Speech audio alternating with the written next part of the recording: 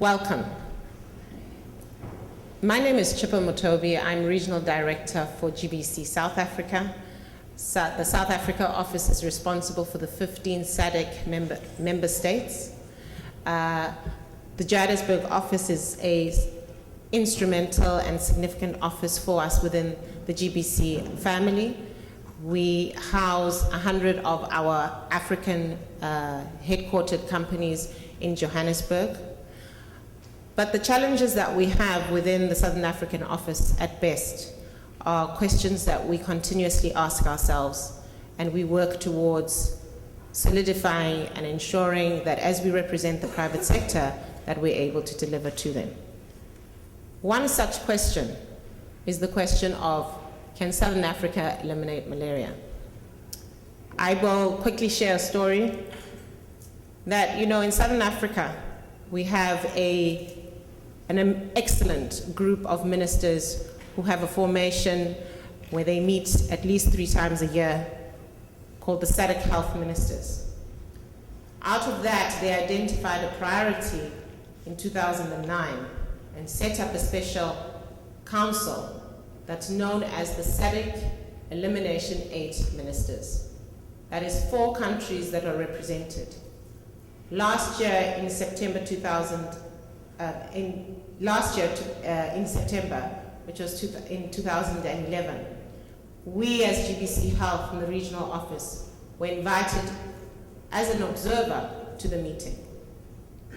The question was asked, can Southern Africa eliminate malaria in partnerships with the private sector?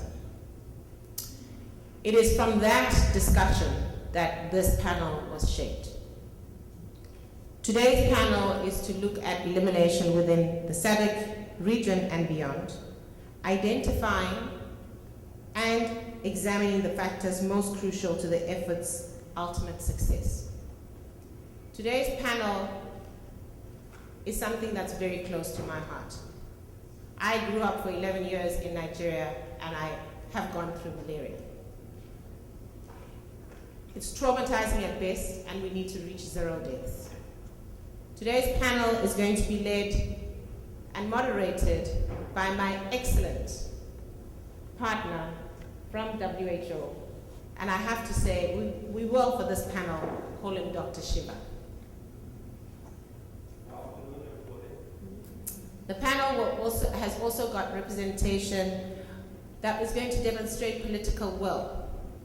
And Her Excellency, the Permanent Representative of Liberia to the United Nations, Madam Ambassador Kamara, will be speaking on the panel to demonstrate political will representing the African Leader Malaria Alliance.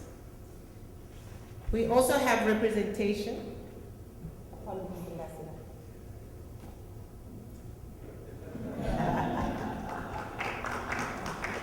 Unfortunately, I always say to people, when you work in Africa, there's one thing that we know very well, is protocol.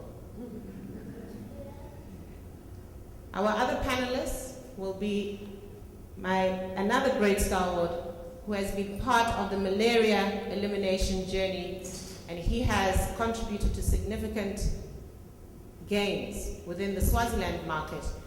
But he is going to be representing the SADC E8 National Malaria Program Managers, Mr. Simon Kulele from Swaziland.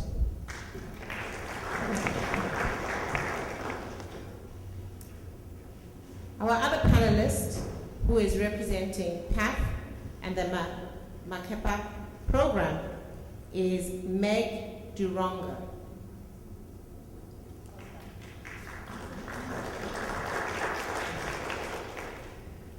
Our representative on her left is Mr. Mo. He's asked me that I call him Mo Bepe, representing Freeport McMorran.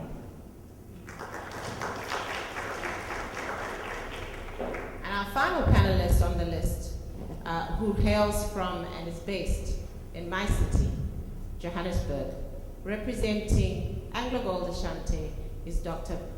Brian Chickson.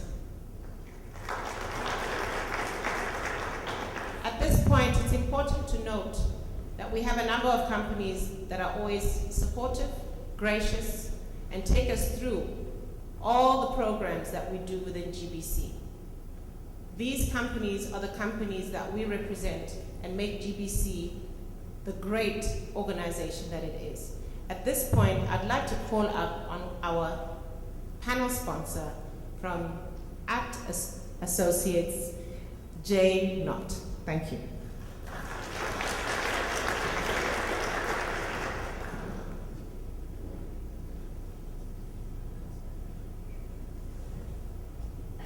Thank you, Chibu, and good afternoon, and welcome to our illustrious panel. I know that many of you have just come from the lunch keynote, and I wish that I could say that we had sponsored all the beverages and things that you have enjoyed, like Coca-Cola, but at APT Associates, we are a research, evaluation, and technical assistance company. We are driven by mission, data, impact, implementing projects in some 50 countries around the world. So we can offer you knowledge, but you'll have to get your refreshments on your own. We are very happy to be the session sponsor here today for this great session. Like Chibu, while I'm based in Washington, D.C., I've spent most of the last 20 years in Africa. I am also a person who suffered from malaria more than once. So I really recognize on a personal level how important it is that we take every action to eliminate this dreaded disease. Today you will hear from, as you've seen, some illustrious African leaders about the fight to eliminate malaria, which is the #1 killer in Africa. APT Associates is sustaining, working in partnership with many different entities, sustaining recent successes in the fight against malaria by expanding prevention and control, helping governments make informed policy choices, and improving treatment. Last August, we were very proud to say that APT Associates was awarded a 3-year contract from the United States Agency for International Development, USAID, to do an Africa-wide indoor residual spraying project. We call it the Africa IRS project. The Africa IRS project will build on work we've previously done in Uganda and Zambia. During the first year of the project, and we're already in the first year now, will be implemented in 14 different African countries. The project is obviously funded by USAID, but under the President's Malaria Initiative, PMI. The Africa IRS is the application, as you all know, the application of safe insecticides to the indoor walls and ceiling of structures, homes, etc., in order to interrupt the spread of malaria by killing mosquitoes that carry the malaria parasite. It is one of 4 proven methods, highly effective interventions to eliminate malaria, supported by PMI, in addition to insecticide-treated bed nets, acetaminophen-based combination therapy, and intermittent preventive treatment for pregnant women. Partnership really is the key here. I don't think anyone can say that alone they will be able to eliminate malaria from any country, or perhaps even in a community. But through our partnership with USAID, and also our partners with RTT and Cultural Practices, we're supporting IRS programs in the 14 African countries, including 3 of the E8 countries that being discussed today. A guiding principle of ours is to foster sustainability and to build capacity, local knowledge within the countries in which we work. In Zambia, for instance, APT Associates is working closely with the government to build local capacity to carry out IRS operations, providing technical assistance to implement a spraying program that covered more than 700,000 households to protect more than 4 million people in 15 districts from the disease. Partnership with governments, local organizations, and businesses, and is one reason why we think APT Associates has been successful, one reason why we've chosen to join GBCHealth, in order to facilitate our work across the continent to eliminate malaria and save lives. We look forward to hearing the progress being made from our panelists and to continuing our discussion on the global goal to eradicate malaria, whether it's in Africa or anywhere else. Let me present our moderator, Dr. Shiva. Thank you.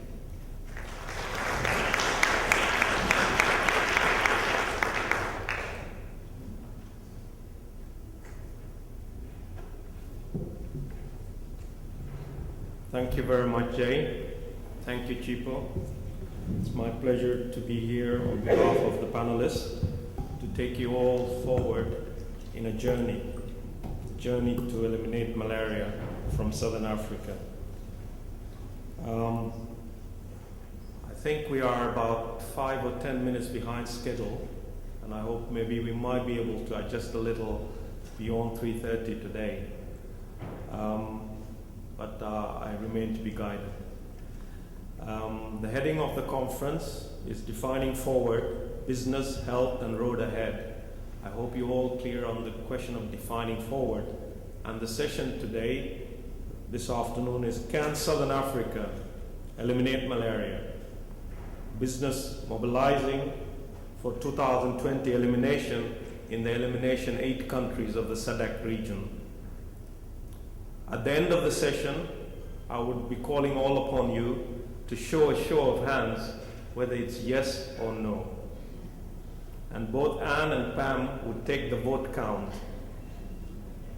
And we will then also expect those of you who are here because you have a special interest, that we will also like to take account which one of you will invest your time, energy, and otherwise to build a coalition or consortium for the final leg of elimination of malaria from Southern Africa. This morning you've heard on HIV.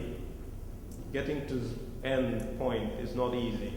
In the case of Southern Africa, we are actually working towards end point, 0 malaria. So that's the background that we're putting on. I will introduce this session, but before I do that, I'll just want to make just a quick call. How many of you have been in Southern Africa?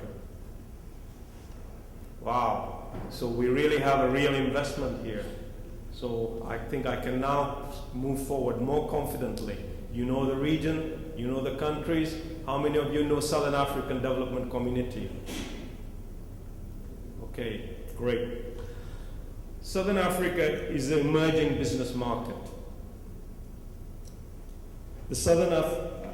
This is where there's the fastest growing investments in agriculture, mining, coal, oil, gas, travel, and tourism. Business needs to look at the reducing risk to investment and requires rapid and high returns. Malaria is one of the major risks for the workforce and your clients. The public sector in Southern Africa is more and more asked to be accountable, regards high quality service delivery to the people they serve. In the case of malaria, your house has to be sprayed every 6 months or every year. There must be mosquito nets under which we can sleep. There must be surveillance agents who can come and test me every 15 days to make sure I'm free of the malaria parasites.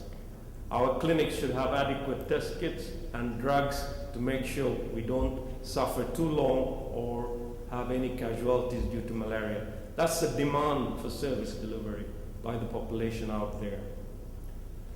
Now let me take you on the question, what is your understanding of malaria elimination? What does this mean?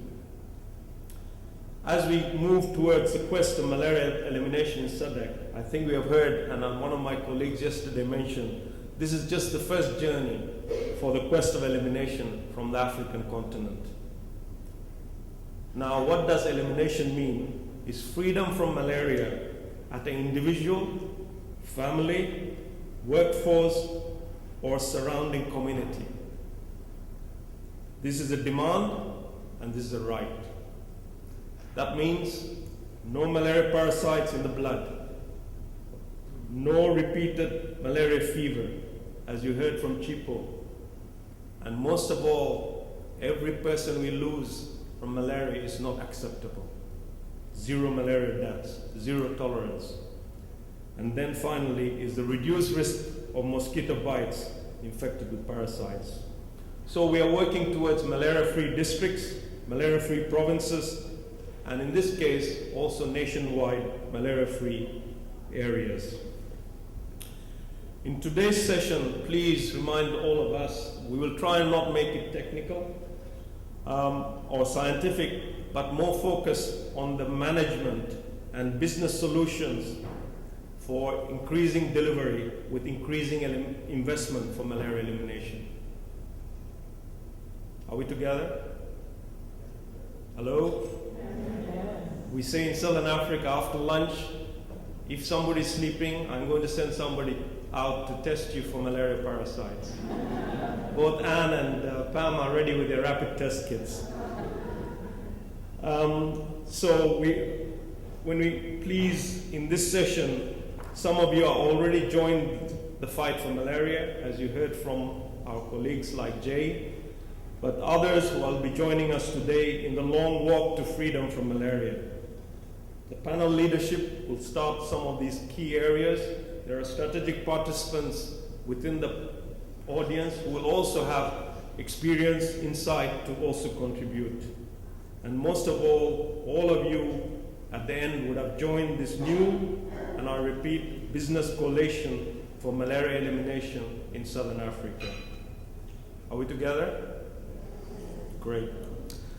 So please, let us all join to sell the investment case for malaria elimination. Can we draw upon the work of all our organizations in this case, the experiences, the knowledge? Can we all also demand accountability and high returns on our investment?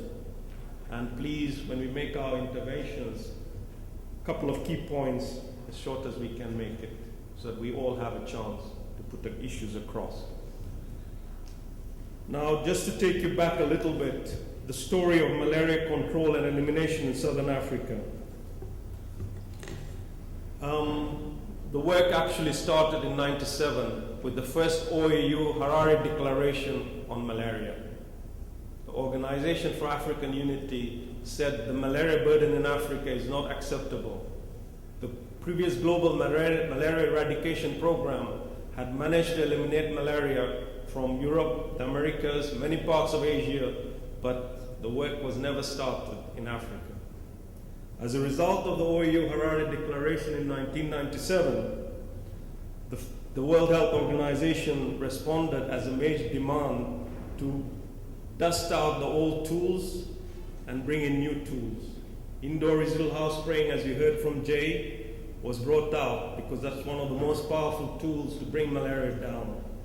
We added on the long-lasting nets, and then we began to add on others like rapid test kits, and most of all, the malaria combination drugs, which we all use today. The SADC region responded very fast to the OAU Harare Declaration and launched activities to make sure there's universal access and coverage to malaria interventions in its countries in the region. And the result of that, when 2005 countries were able to assess progress, the African Union realized that the SADC countries had achieved a lot of progress, and a few of the countries like Namibia, South Africa, Botswana, Swaziland had already reached the targets which were set for 2005, which was 60% coverage with all the interventions. And taking note of that, the African Union tasked these countries to become more ambitious and move forward towards malaria elimination in 2007. So the road to malaria elimination in the SADC region started in 2007 based on the progress which had been already achieved. I would not speak more regarding the access and the coverage and the impact, but by 2010, Namibia, Botswana, Swaziland, South Africa had reduced malaria cases in the region by 50% from the baseline of 2010. These are the first-line countries going to elimination by 2015. The second-line countries, which also did reduce their malaria burden, were Zambia, Zimbabwe, and Madagascar. But the others in the second-line countries are also Mozambique and Angola. So our first-line countries are for elimination. The second-line countries are not going for countrywide elimination, but regional elimination on their borders. And then we have the third-line countries like Malawi, Tanzania, and DRC, which are also continuing intensification of universal access and coverage. So today, where are we?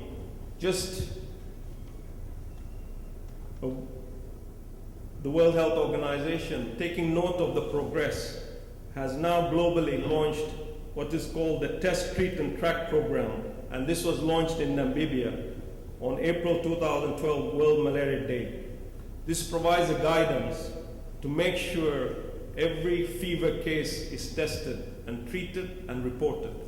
But in Southern Africa, it's much more aggressive. We are moving towards making sure every asymptomatic infection, every individual is tested to make sure the parasite is not the blood on a regular basis so that we can eliminate the malaria. Of course, at the same time, the World Health Organization is continuing working on new insecticides, drugs, vaccines, and these are being under development, being tested and registered for efficacy and safety. And if it works, we still have the challenge to deliver it quickly. If we don't deliver quickly, the parasite, the vectors will get resistance. Just a few words on public-private partnership in Southern Africa. The SADC region has a long history and experience of public partnership, not only in malaria control, but in socio-economic development. But in malaria control, the private corporate leadership started in Southern Africa in the sugar estates of South Africa and Swaziland and Zimbabwe, set a big high standards on national malaria programs. This has been recently expanded in Mozambique, Zambia, and Malawi in the sugar estates. And the copper mines by Anglo-American in Zambia is now being taken forward by Anglo Gold Ashanti in their gold fields in the region. We also have BHP Billiton in Maputo province in Mozambique, supporting multi-country cross-border malaria control in Mozambique, Swaziland, and South Africa. And now we also have Freeport, who is now working in the footsteps in DRC Congo, which is going to be overdevelopment in many areas. But we're not only the private corporate sector, but also the private producers and retailers, also who produce drugs, insecticides, and others, work with product support to make sure there is good access and coverage and utilization of the products. And this is a background which we have of strong public-private partnership in Southern Africa. I think with this session, with this introduction, I will now call upon the panel to give 5 minutes, a key few points, and this will start the session. Then we will follow it up with a few questions. After that, we will have questions from the audience here and from the strategy participants. Can I start with Simon Kunene? I think he's not only the oldest malaria program manager in Southern Africa, but I think in Africa. He will talk a lot more on what it feels to be the CEO of a malaria program and the challenges involved. He will also share his experience in the development of a multi-country program in Swaziland, South Africa, and Mozambique. Simon Kunene.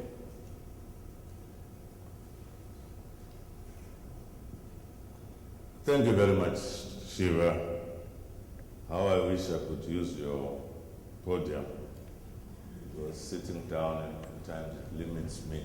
But anyway, because I have the mic closer to me, I'll do the exercise sitting. Colleagues, I come from Swaziland. I've been with this malaria business, I call it business now, 25 years. Even Shiva, he wasn't gray. He was not gray when he joined us in 1989. So I've been around, so I've seen it all. But what I've been asked to talk about is the LFDI, which is the Lubombo Spatial Development Initiative, the E8, and Swaziland. So you can see within 5 minutes how difficult it will be for me to try and combine the three. But starting with the LSDI, I would say maybe to answer the question, can we eliminate malaria within the SADC region? The answer is yes. Then I'll talk to the tools available to ensure that we eliminate malaria. The LSDI, the strengths, one, political will. The whole initiative was initiated by the three heads of states for Mozambique, South Africa, and Swaziland. I think it was based on areas that they had identified for economic development, bordering the three countries. I remember very well in Durban when the South African president, Mandela, said, yes, we can do it, but the major threat for economic development in this area is malaria. So from there, the ministers of health were tasked with the responsibility of putting structures in place to ensure that what the president identified as a threat is addressed. Then we formed what we call a multi-country committee, the Regional Malaria Control Commission, comprising of malaria experts from the three countries, including even the research institutions from the three countries, and the business community from the three countries. From there, we developed a proposal. Then we said, this is how we think the malaria problem could be addressed in this area. So our first partners was the Business Trust in South Africa, because probably they had an interest of actually establishing tourism facilities in the area. And they supported us long before the Global Fund came. Then when 2002 came, we applied as a three country to the Global Fund. We saw an opportunity. But we were still with business. And our proposal was accepted by the Global Fund. But the challenge is, if you bring South Africa, Swaziland, and Mozambique, we had those challenges, maybe of language, when we had our meeting. But we ended up overcoming that. One thing good, the Mozambicans were fast in learning our language. But I still cannot speak Portuguese. But that was started with very good baseline, because since we were supported by business, you must show results all the time. So our baselines were very clear, and our M&E plans were very clear. So hence, the continued support for about 4 years. And that's how we got money to start the process. Our governments remained committed. I can cite a small example in Mozambique of Mozal. It's an aluminum plant. When they started establishing Mozambique, they were losing a lot of time, people being treated for malaria. Then production was done. And it became worse because they had also international staff. They lost about 5 international staff. That's when they realized the situation is serious. Then they started putting money into malaria control within their compound, which did not work. Then they came and joined us as an LSDI to support malaria control in a broader community. Because the people, they don't sleep in the company premises. They come from communities. So that's why we should extend our support to the communities if we are to make a difference as business. So the results we saw within 5 years, 80% reduction in the burden of disease in the 3 countries. And up to today, I think Swaziland, we are where we are because of the collaboration between the 3 countries, Mozambique, South Africa, and Swaziland. So that's the cross-border initiative. It had a lot of political commitment from the highest level. We report to ministers even today. So in SADC, that's an approach in the E8 which we want to use, establishing cross-border initiatives in all the countries, because mosquitoes and the parasites respect no borders. They don't require any visas to move from one country to the other. So that's why the issue of regional collaboration is very, very critical. Swaziland alone will not eliminate malaria. South Africa alone, they may have all the resources, but alone they cannot. I think this is the message. And we also have to say, business, we need them, but us as government should put the resources. But what are the tools that are available in the region, talking about the whole E8? There are 4 pillars: case management, vector control, surveillance, make sure that people, they know what we're talking about, which is the IEC. But what are the strengths as a region? On case management, all the countries I'm talking about, we've got one policy when it comes to treatment. I think that's a strength. We are all on ACTs. So that makes our life to be much more, easy. At the same time, I must mention that in these countries I'm talking about, the drugs, they don't come from the global farm. The drugs are procured with government money.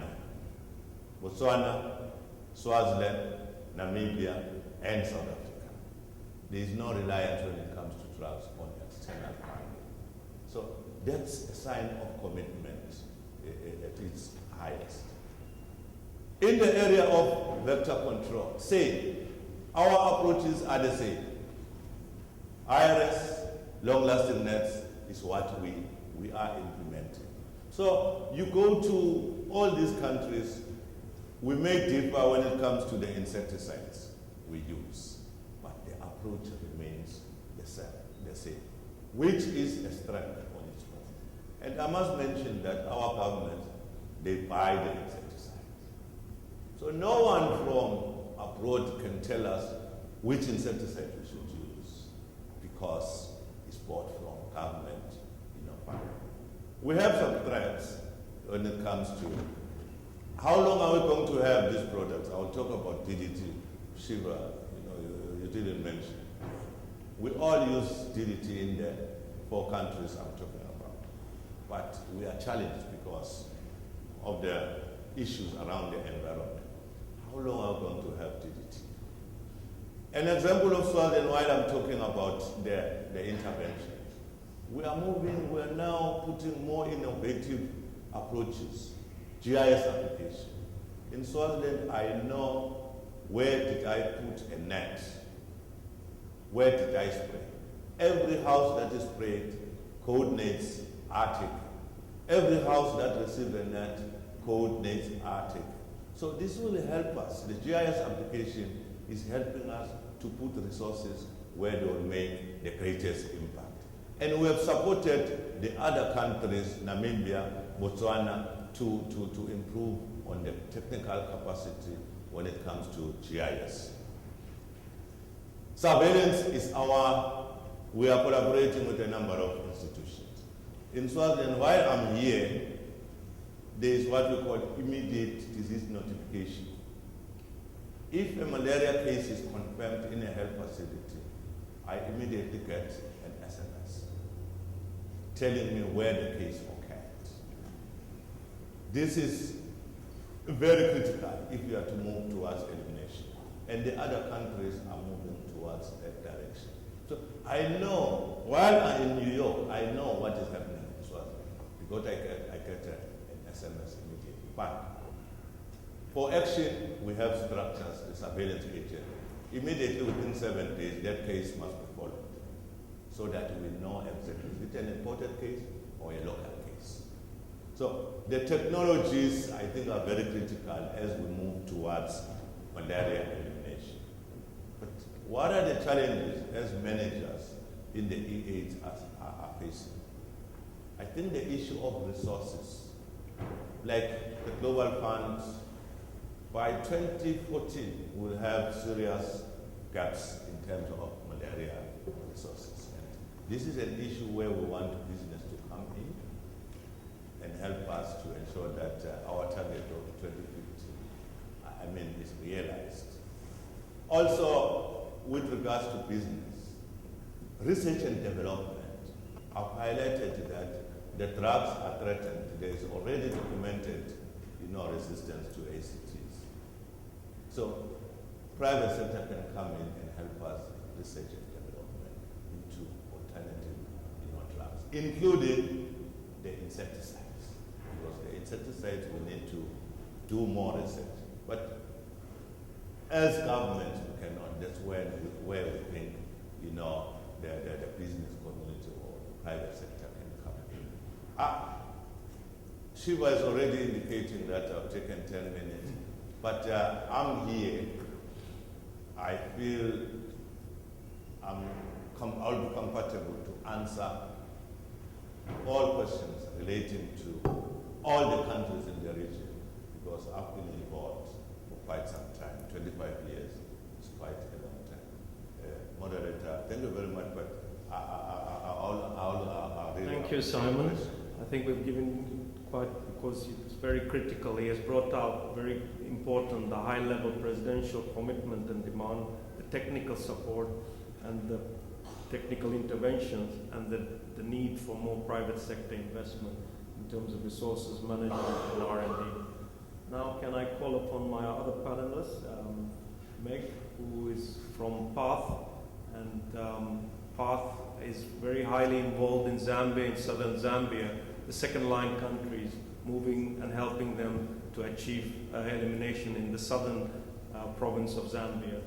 Meg is also speaking on behalf of all other international NGOs who are also working in Southern Africa to help in malaria elimination. Meg. Fantastic, thank you. And a sincere thank you to GBC and many of the members in the room with whom we've worked over the years, Madam Ambassador, and as they've taught me to say in Zambia, all protocol observed. First, I have to warn you, I'm a lawyer by training, not a malariologist or even an epidemiologist. So instead of answering the question, I decided to change the question just slightly. But I think that this audience will appreciate this. Can Southern Africa eliminate malaria? Rather, I ask this community, as well as challenging ourselves every day, will Southern Africa eliminate malaria? I think we can. I hope that we will answer yes, we will, by the end of this session and moving forward. You've heard a lot about three key pieces of, I think, commitment that have brought us this far. We have significant success to report, particularly in Zambia, around scale-up, right? We've seen significant drops in morbidity and mortality, huge successes to celebrate. And I think the three things you keep hearing repeatedly are key. They were key to getting us to this point, and they're actually even more key and potentially more challenging moving forward. And that, those are the three things you keep hearing over and over: leadership and political will. So it's significant to have the representation of leadership here, and we've enjoyed extraordinary leadership in Zambia. What I would say is that the leadership component of this is going to get more and more difficult as the very obvious benefits of investing in malaria get less and less obvious. So as morbidity and mortality drops, those are huge successes to celebrate in countries and to provide leadership to those things.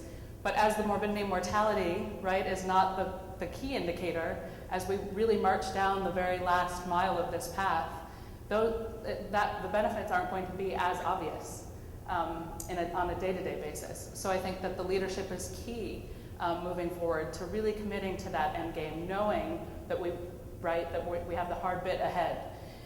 Resources, obviously, everyone has said it, and this community knows it well. Not only sustaining the resources, but I would argue and put out there to this community, predictable resources. Predictable is key. A colleague of mine likes to say that malaria is not a disease of the body, but a disease of logistics. Once you organize the logistics and have good plans in place, the most devastating part of that is to have funding that was predicted fall through, right? And really pull the bottom out from a key piece of planned work in a program. And finally, partnerships, which is a word that everyone uses and we throw around a lot, but I wouldn't be sitting here representing the fantastic work of the National Malaria Control Program in Zambia if it weren't for partnerships. And I feel like Zambia has had a unique evolution of partnership over the years. Many NGOs, many of my colleagues in the room have contributed to that.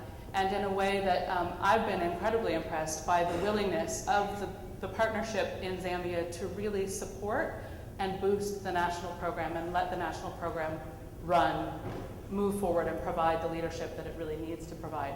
So I beg this room. I think that the three pieces are key. I think partnerships as we move forward with the private sector couldn't be more important. I can't emphasize enough that this is the time that we need to be innovative and invest in new ways of thinking through the partnerships with the private sector.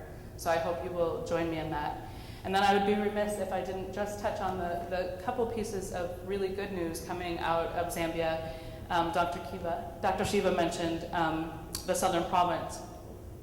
First of all, you all know that good data drives good decisions, and the Zambia National Program is absolutely committed to that concept. In the National Strategic Plan for 2015, Zambia envisions 5 malaria-free zones. And in the lowest burden areas, without good day-to-day information on malaria, as my colleague spoke of, it's hard to make good resource decisions. So clear, consistent, localized data about where malaria is.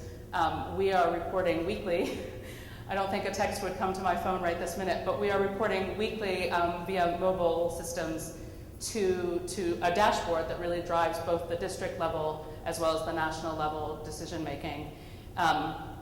And I think that's key not only for the ability of a program to direct and manage the resource base, but just a few weeks back in Parliament, one of the members of Parliament was told that there was a malaria outbreak, and several cases, due to lack of commodities and so forth, had hit her home area, her community.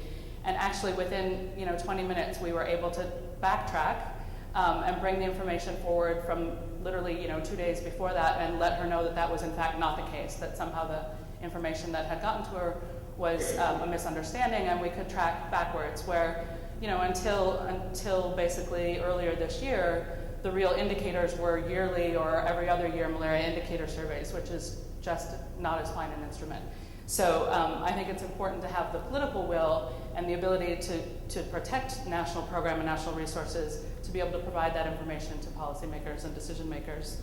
So we now, through Southern Province, have about 450 entities reporting in from 19 districts, both at a facility level and at a community level, which is incredibly key. As those of you who do this know, long-term, the community surveillance piece of this is huge. And that information is also driving where we think about moving next to really strike at the heart of the parasite reservoir. So we are, in fact, in Zambia in sort of the second phase of a pilot of test and treat. So obviously the idea is going into communities, reaching out, testing the entire community, and really going after those asymptomatic cases.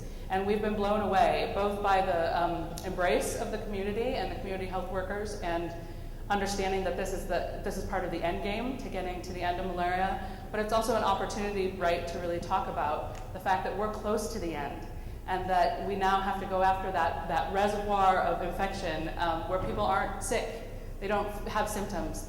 I think 83% of the cases that tested positive, that came back positive, had been asymptomatic, so no fever in the last 2 weeks. So that's incredibly important information to have. That will set the stage for really what I think of as sort of the final, which is this true surveillance mode that has to kick in, right? Such that when you start to wipe out the parasite reservoir from whole communities, that you can then actually follow that and track it and know in your pocket, on your on your mobile phone, when there is one case. And that's really setting the stage. That's really the kind of commitment and the kind of piloting that we need, and that's why I say we can do that, we can get there, and the question really is, will we? So thank you so much for being here and for having me. Okay. Thank you, Meg. I think you've added on the very critical issue. When malaria is less, how do you maintain the resources? How do you maintain that tension? The other point which you brought out very strongly is the rapid testing surveillance, so that every case is detected and addressed. But I might also suggest you talk to Jay so that you have a spraying operation fully covering this parasite control as well. Then your task would be a little less problematic. Thank you, Meg. Can we now take VP Mo from Freeport McMoran, who will bring us the experience of the corporate sector in addressing malaria in very big countries, in very difficult situations. Freeport is in gold and copper, comes from quite a big experience in the jungles of Indonesia to the jungles of DRC. Mo? Thank you, Dr. Shiva. Do corporations have a responsibility when they're operating in underdeveloped areas that are overburdened with disease? Absolutely. We have an absolute responsibility to be good corporate citizens. What has Freeport done? And I don't want to sound like Coca-Cola, but I'll tell you this quickly what we've done. We've been battling malaria in Indonesia for 20 years and have been able to establish a malaria-free zone in a planned community since 1994. We entered the Congo in 2007, and probably we and other corporations are held more accountable for our success in dealing with malaria than anyone else, because we are measured and judged every day. You say, well, how are you measured and judged every day? When we entered the Congo, the number one disease that resulted in absenteeism and loss of work was malaria. When I have a haul truck driver that has malaria, it reduces my tonnage. It reduces my tonnage, it reduces the copper I sell. It reduces the revenues my company generates, and Wall Street dings the stock. So yes, we are held accountable every day to make sure that we have a healthy, vibrant workforce. How did we address malaria in the Congo? We were told when we arrived that everybody gets malaria, you get over it, and that's the way it is. That's not in Freeport's DNA.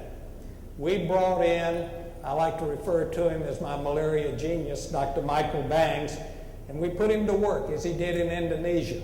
And in a very short period of time, we have reduced the incidence of malaria among the workforce 66%, and the prevalence of malaria in the community 46%. But we didn't stop there.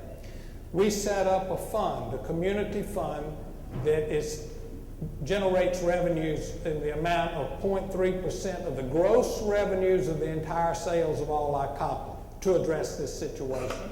And we also pledged another $10 million to the Clinton Global Fund over the next 3 years. So yes, corporations can make a difference, but corporations need partnerships. And I refer to our target concept. And if one thinks of a target, there's a bullseye. And that bullseye consists of our employees and their dependents, where we are absolutely responsible. And then the next circle out from the bullseye is the community. And that's where our community fund begins to relate with the ever-expanding population. And then beyond the community is the region itself, where we operate in the Congo, is the Katanga province. And we're putting these partnerships and these relationships together. But a corporation, no matter how responsible, cannot take the place of the provincial and central government. The agendas for eradication of malaria and the whole process has to be led by governments, because we don't have the authority, nor do we have the responsibility to cover these vast areas. But what corporations can do is work together and allow their different programs to coalesce, covering more and more area, and then with the government support, then be able to move into provinces and regions and across borders. And we at Freeport are more than willing to do our part. As I said earlier today, our chairman and founder believes passionately that his most valuable natural resource is his people. And if he protects his people, he will maximize his resources in the ground. and we will protect our people.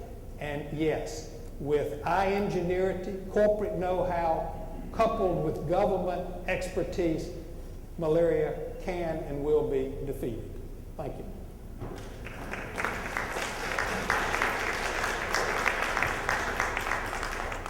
Thank you very much, Mo. I think you brought out the clarity of corporate responsibility, but also brought out the very important issue of government responsibility and the partnership, and also the corporate role, the expanding targets, and mobilizing a coalition of the other private sector as well. I think those are very key elements which I think are a good working model in very difficult terrain, some of the most difficult terrains Freeport has been working in. Now it's my pleasure to call upon Brian Chickson, VP in Anglo Gold, Ashanti.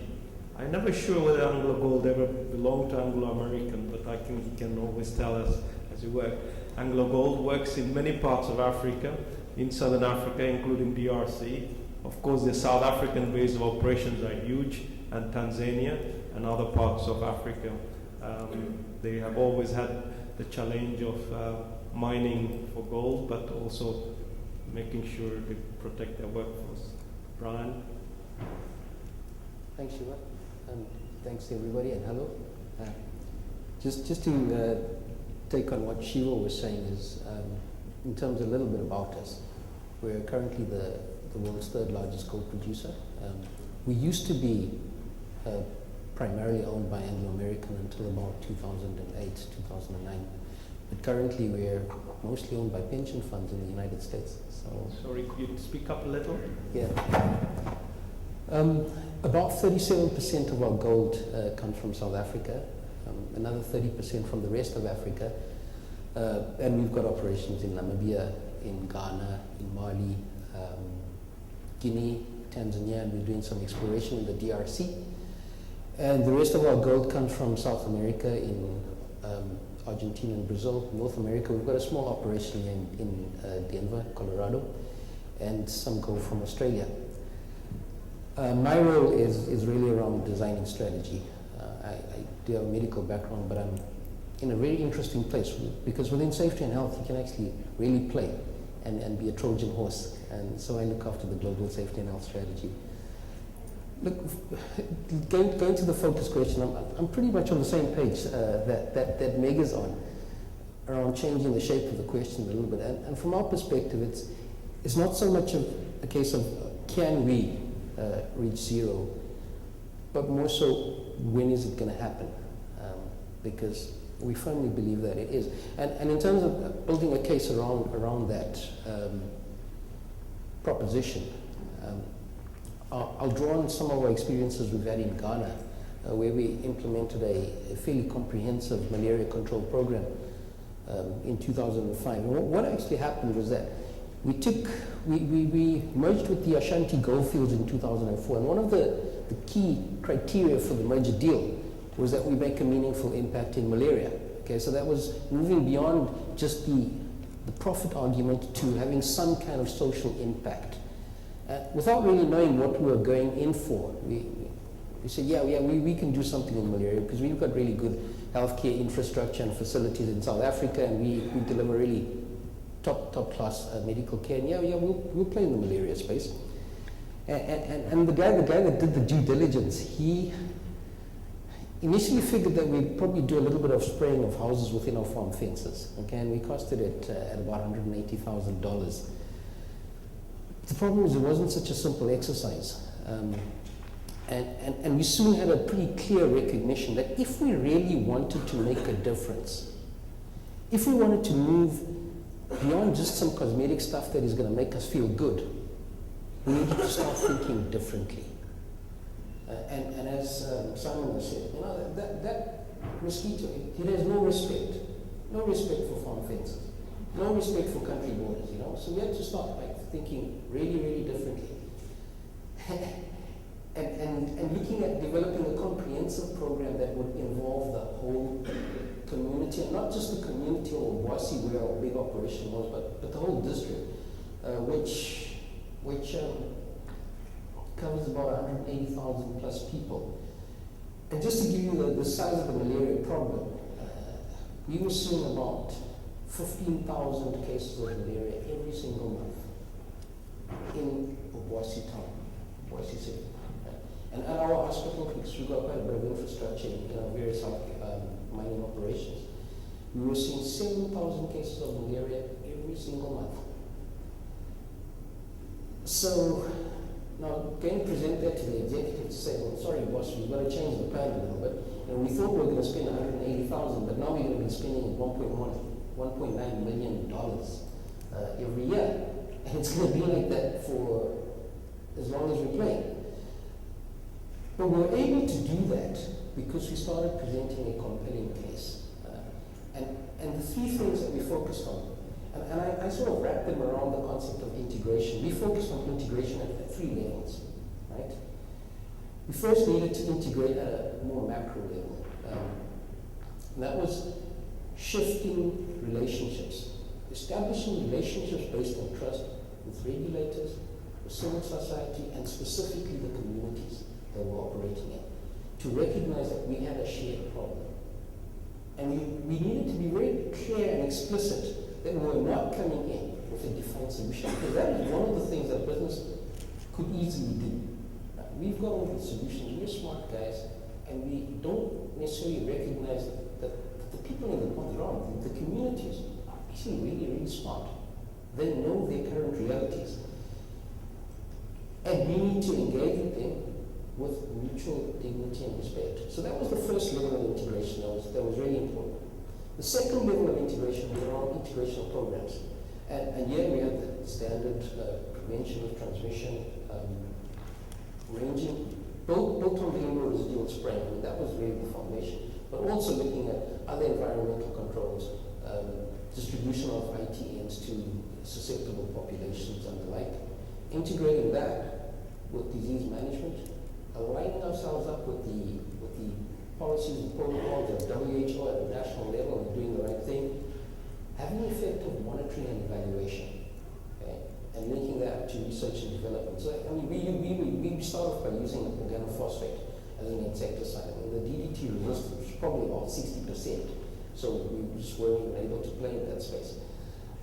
But there needed to be absolutely tight controls in terms of how we actually did this spraying, how we protected people from the risk of the chemicals, and how we monitored in an ongoing fashion the susceptibility of the vector, and how did we start changing our chemical approach based on sensitivity. And then the fourth aspect of our program was really around engaging with communities. So that was integration of programs. The third thing of integration was really around integrating within the business. And what we needed to do, as I said, was develop a really clear value proposition about why should we be doing this here? I mean, we're a bunch of gold miners, right? I mean, malaria is not our core business. We're not interested in pure philanthropy. But we needed to really come together around mutual value, which has an economic impact and also has a social impact. Well, with that in mind, what we got was we went to the executive and the team built a pretty good case and said, well, we're going to deliver what we call the 50-50-50 target, right? 50% reduction in new cases of malaria, 50% reduction in the prevalence of malaria as reflected in the prevalence of positive tests in school kids, and 50% reduction in mortality. And we're going to do this in 2 years. And if you give us the money, we're going to deliver. We're in for a few surprises because in 2 years we had a reduction of 72%. That was by 2006, 2007, and we've sustained in at between 75% and 80% reduction over the past 5 years.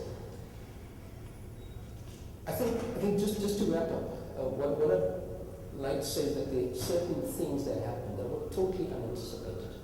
Well, firstly, we've got a model of leverage that allowed us to scale across our operations, because we've got operations in some very seriously high endemic malaria areas. The second opportunity for leverage was that because of the nature of the relationships we had with the Ghanaian government, the country coordinating mechanism invited us to partner in their submission to the Global Fund for malaria funding.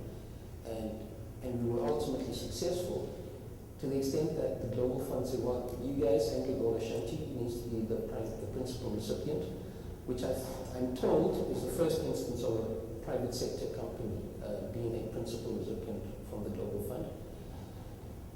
But that was to make $140 million, take the Boston Malaria Control Program, scale it to half of Ghana, that's about 40 districts, covering about 9 million people over a 5-year period.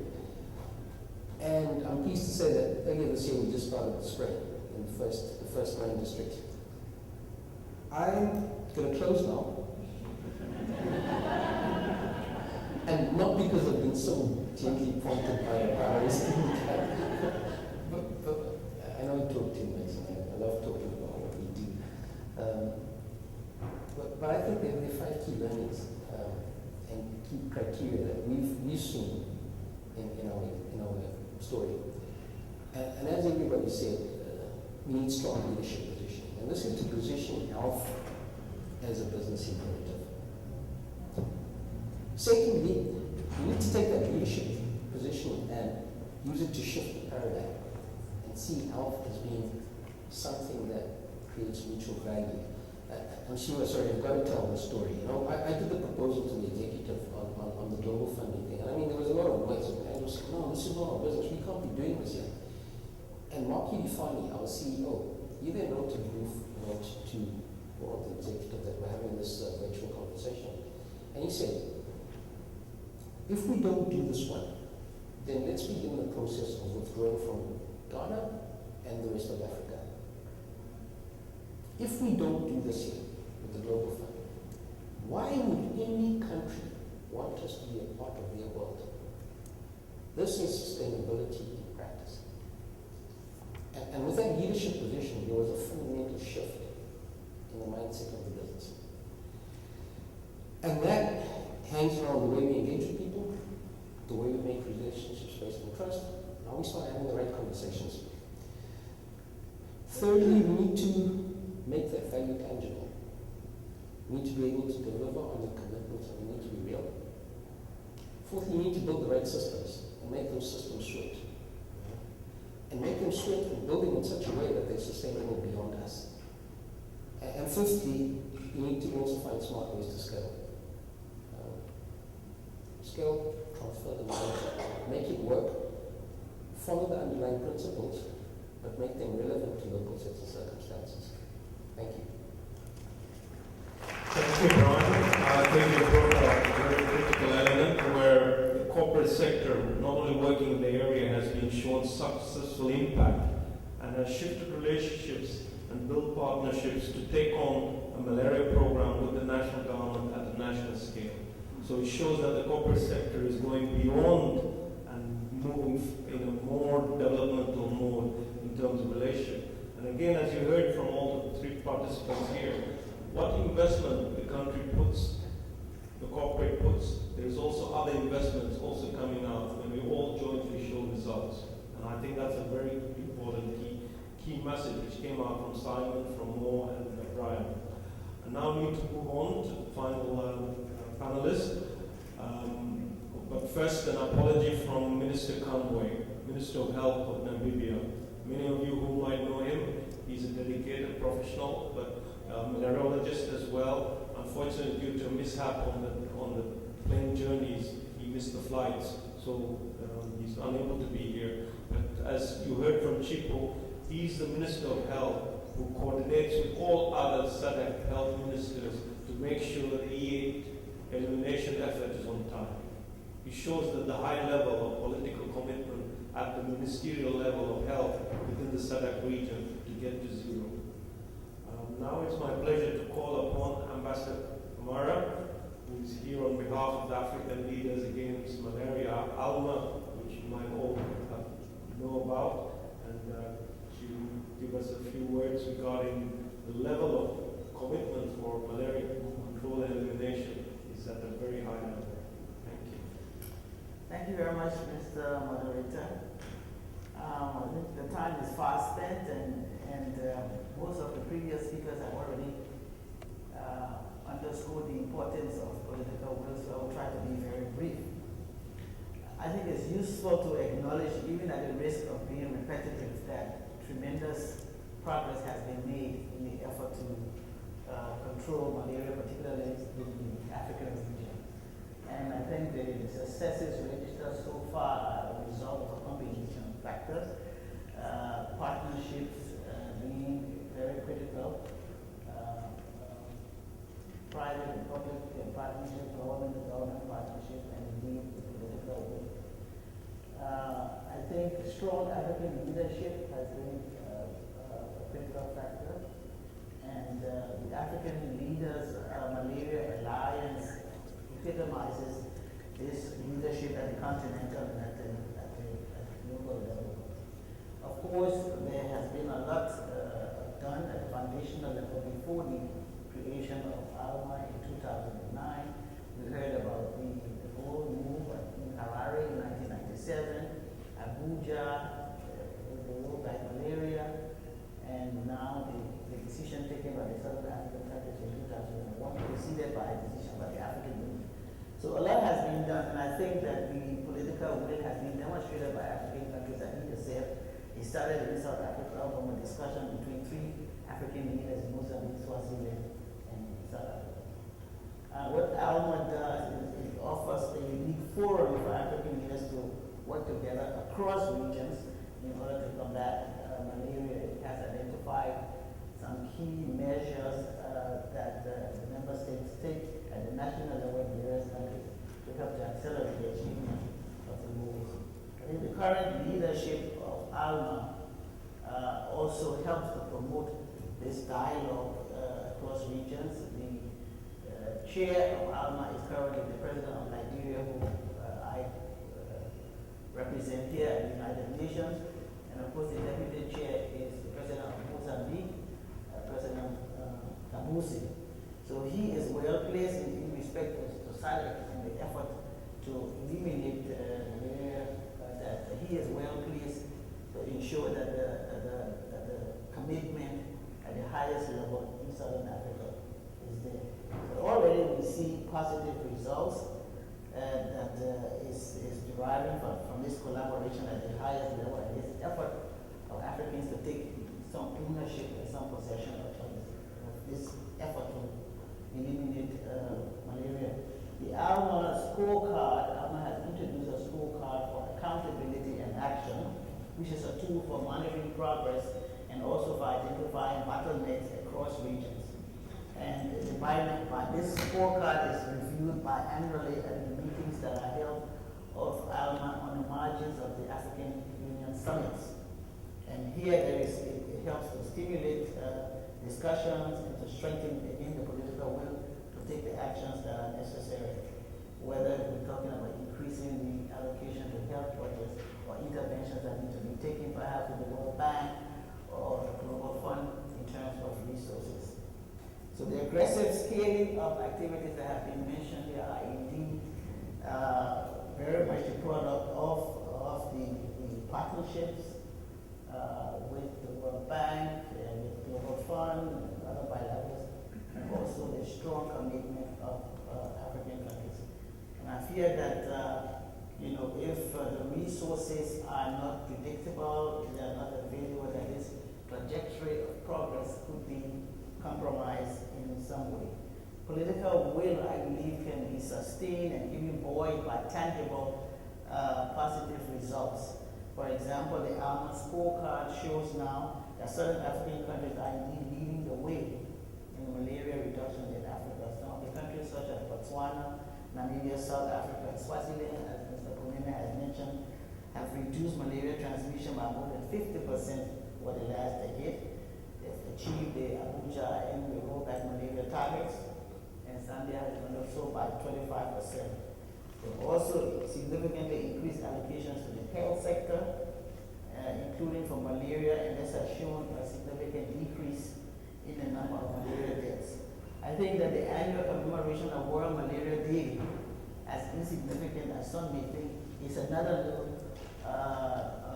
tool, another event that helps again to bring the leaders together and to focus on this campaign that we're all engaged in.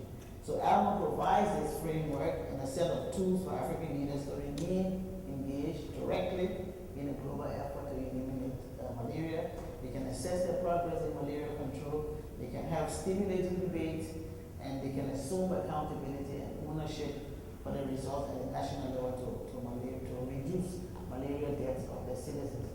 So if we ask the question, can Southern Africa eliminate malaria? I would say yes. Yes, I think we have the political will.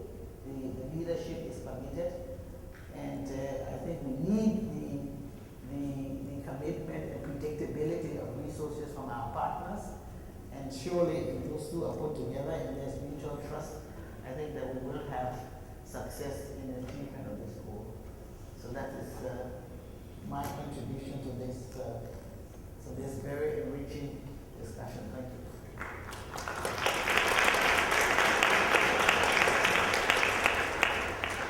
Thank you very much, Ambassador Kamaru. I think you have summarized it very well. We have the political commitment, we have the leadership, and if the predictable financing is there, it will be done.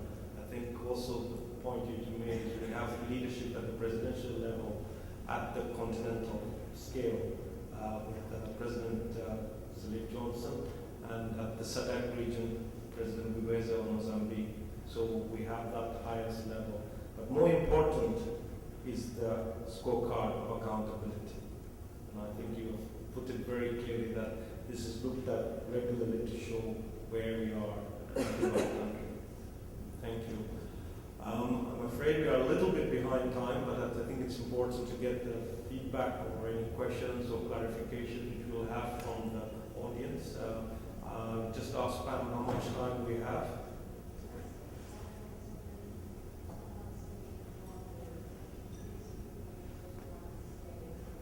Right. Okay. Sorry? Okay, right. So there's a break after this, so we have to. There's one question there. Any others? While we take another one here. Great. Any others? Oh, two more there. Well balanced. 2 men, 2 women. Yeah, thank you. I'm Chris Gilby from Kenya, a home of a lot of malaria too, as many other countries. I'm here to hear of the scorecard by leaders.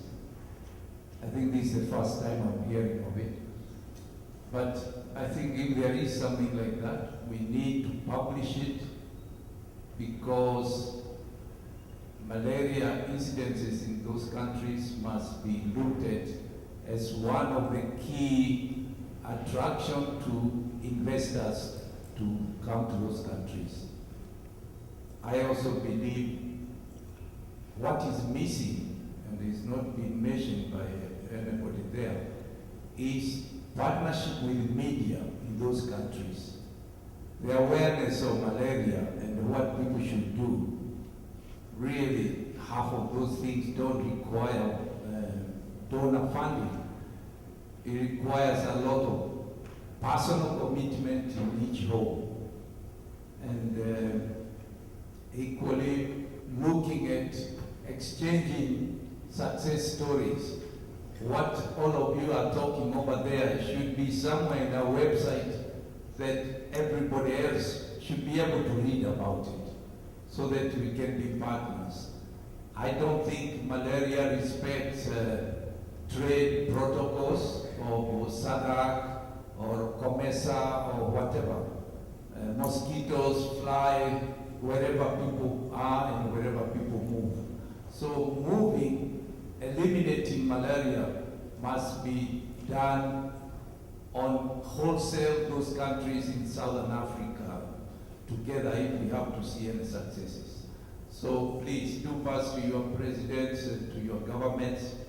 They need to talk about malaria on weekly, monthly basis, because we need knowledge to the communities. And that doesn't cost money, just passion and commitment. Thank you. Thank you very much. Very important points on the media and the question of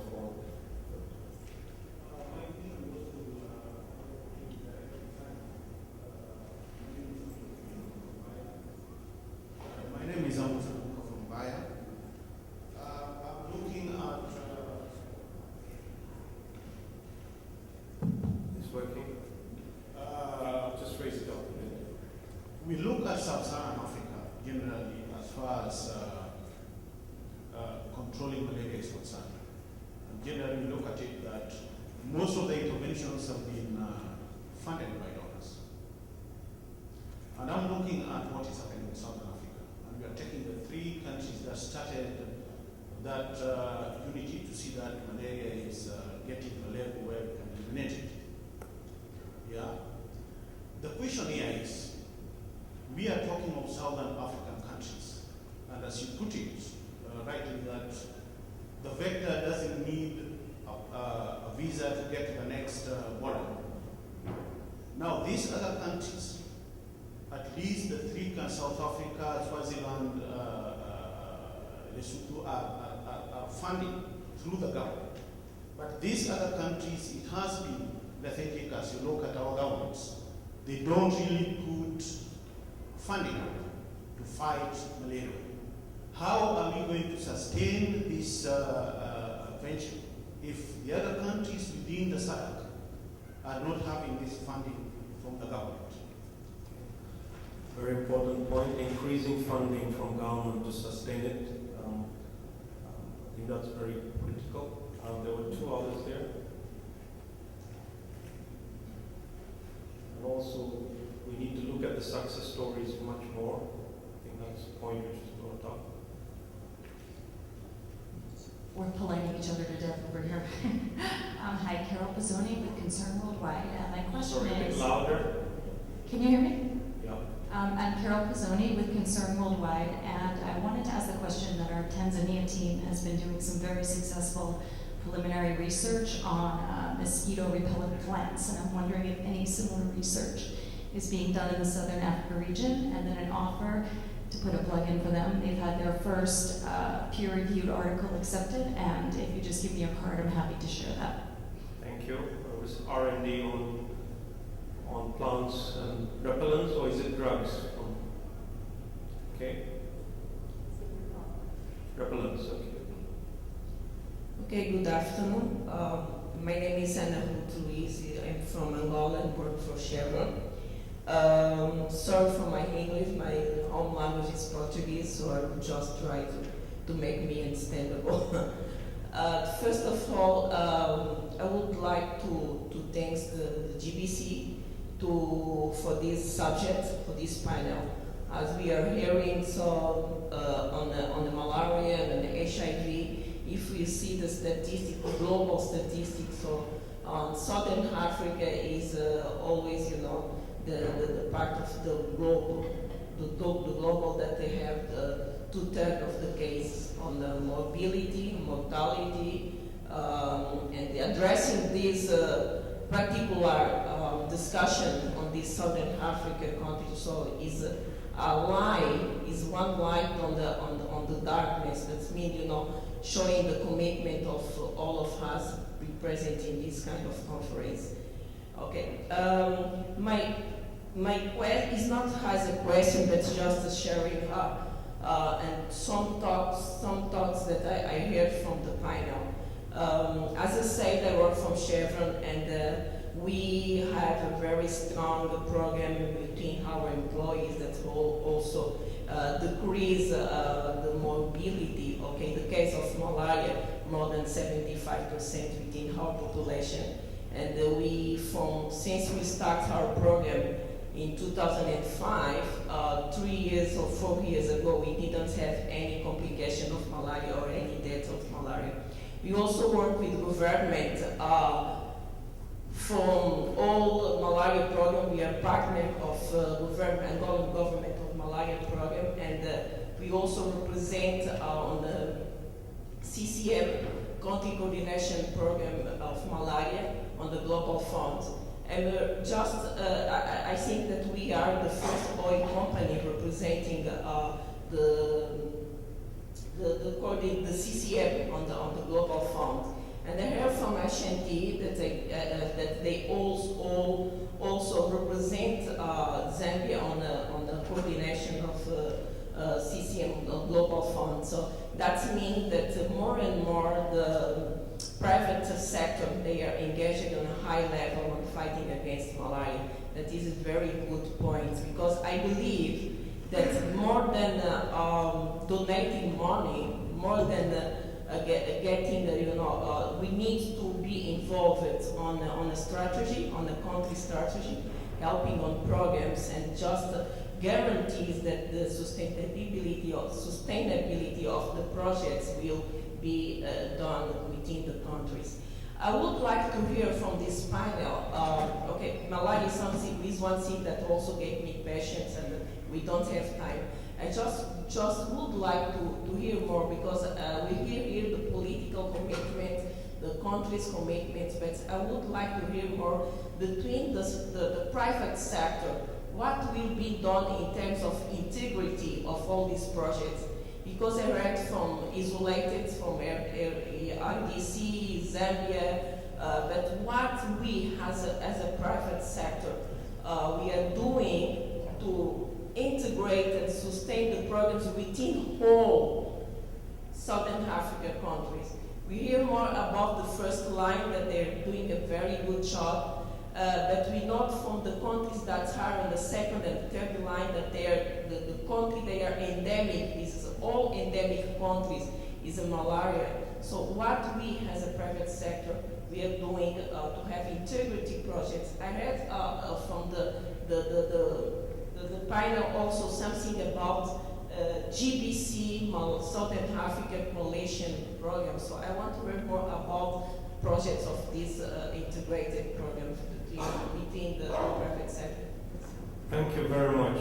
I might have to close, but there are two hands up, but I would like to emphasize the strong voice of Chevron and the interest to join a Southern African coalition, and also the strong push for the second line countries, because the first line countries can't do well if the second line doesn't work.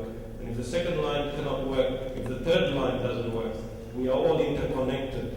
So I think if you can lead that process, I would like to also call others to join this coalition, and I will take it up over the break and over the next day or two. Thank you.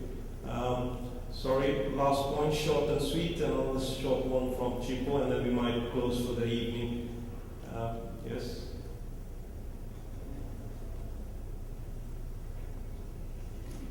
Thank you.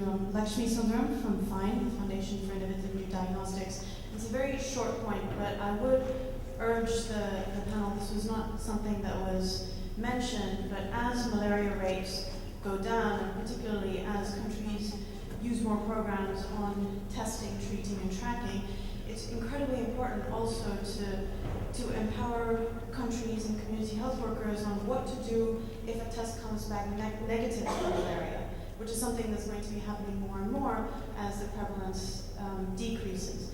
And that's something that if it's not addressed, the impact of the malaria programs will decrease as well, because you won't necessarily have trust from communities that when you go into a program that you will actually get treatment for what you have. Oftentimes, community health workers will have a negative result. They believe the test, but they may not know what to do about it.